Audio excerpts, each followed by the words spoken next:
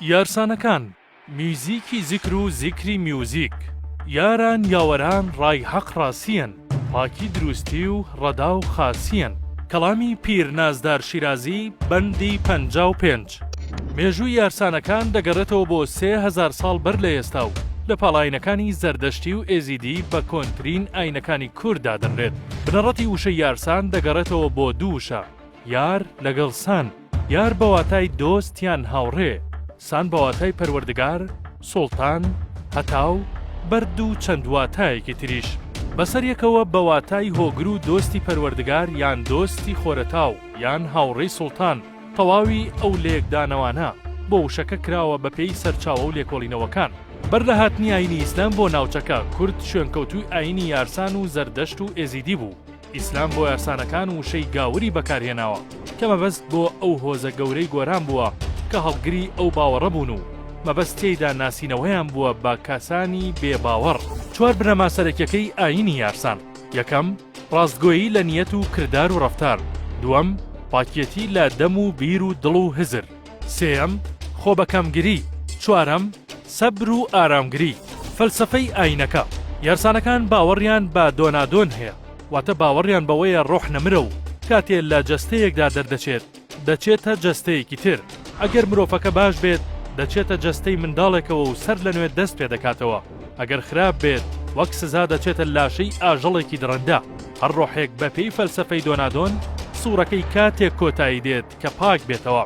هەروەها باپێی ئەو باوەڕە ئەو ئاڵوگۆڕە بەخشینەوەی چانسێکی تری ژیانکردنە بە مرۆڤ تا دووبارە خۆی بینا بکاتەوە. لە بابەتی ڕۆح ئاینەکان جیاوازن لە یەکتر. هەر سێ ئاینی جوو، مەسیح، ئیسلام باوەڕیان وایە ڕۆح نەمرە و دەچێتە جیهانێکی تایبەت. یارسانەکان بەرامبەر هێرشی عەرەبەکان بۆ ئەوەی ئیسلامیان بەسەردا بسەپێنن 4 جار شۆڕشیان کردووە بۆ پاراستنی خۆیان و باوەڕەکەیان. یەکەم، شۆڕشی گەورەی گۆران، ئەو شۆڕشە لە شیرازەوە دەستی پێکردووە. دووەم، شۆڕشی شاخۆشین. سێەم، شۆڕشی سوڵتان ئیسحاق یان سوڵتان ساهاک. چوارەم، شۆڕشی سەید براکە. یارسانەکان بە زمانی پاڵەیی، هەورامی، موکریانی قسەیان کردووە. پاڵەیی ئەمڕۆ زمانی کەڵهوڕەکانە. یارسانەکان بە زۆر ناویتر ناسراون بە پێی دابەشبوونیان بەسەر وڵاتاندا.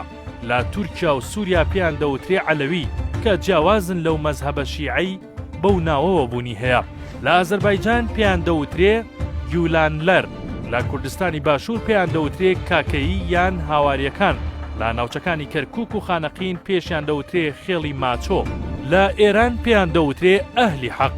بەگشتی ناوەسەرەکی و ڕاستیەکەیان یارسانە و کۆتاتیرەی ساسانیەکانن و لە باوەڕەوە دەچنەوە سەر ئاینی میترا یان میتراییزم.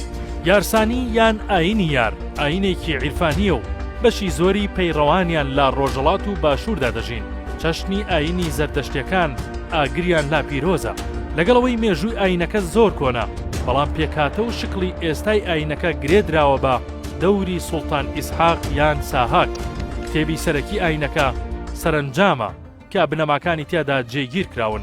کەڵامی یارسانەکان پێک دێت لە 6 بەش کە لە جەمخانەکاندا ئەیخوێنن. بەشەکان: دەوری حەوتانە، بارگە بارگە، گڵێم گوڵ، دەوری چلتەن، دەوری عابدین، وردە سەرنجام.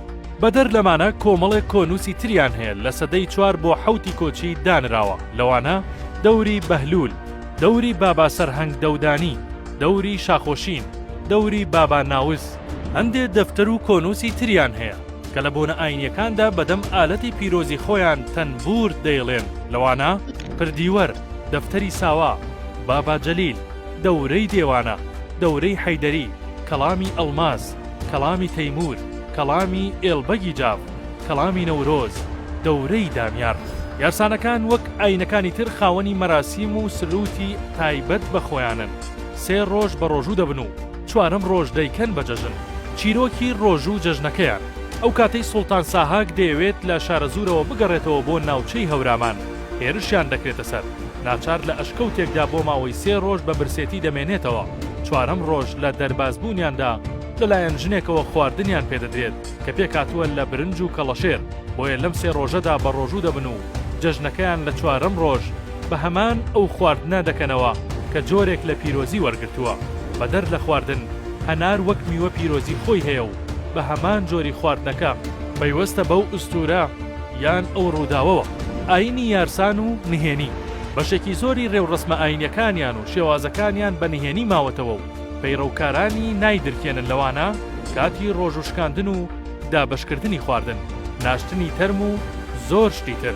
جەژنی یارسانەکان دوای 3 ڕۆژ ڕۆژوگرتن کە شەوەکەی لا دەوری یەکتر کۆ دەبنەوە، بەیانی ڕۆژی چوارەم دەیکەن بە جەژن و ناسراوە بە جەژنی خاوەنکار. یارسان و میوزیک پەیڕەوکەرانی ئەو ئاینان لە شێوەی بازنەییدا ڕیز دەبەستن و بەیەکەوە ئامێری تەنبور کە تایبەتە بە خۆیان و پیرۆزی ئاینی هەیە لە ڕێوڕسمەکاندا ئەیژەنن و هەیەجانێکی مەزن دەخڵقێنن کە بە زمانی ئاینی خۆیان جەم دەبن و دەڵێن ئاوازی ڕۆحە، پەنجەمان ئاراستە دەکات نەک ماسولکە. ئاوازەکە هی پەنجە نییە و دەنگدانەوەی ڕۆحە. زۆرێک لە مەراسیم و ئاهەنگەکانیان لە مەزاری باوەیادگار لە کرماشان سوڵتان ئیسحاق لە نەوسود بەدەم دەنگی تەنبور دەگێڕن.